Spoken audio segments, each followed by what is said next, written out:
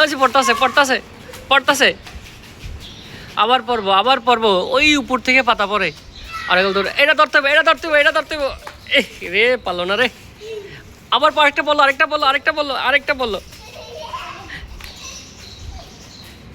আমাদের শৈশব, শিশুকাল। ওটা ধরতে হবে, ওইটা ধরতে হবে। পড়ে গেল, পড়ে গেল। ধরছে রে, ধরছে রে, ধরছে রে।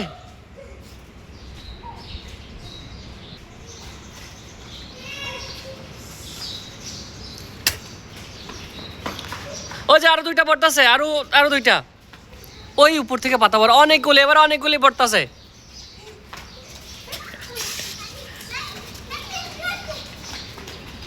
হ্যাঁ, কি সুন্দর।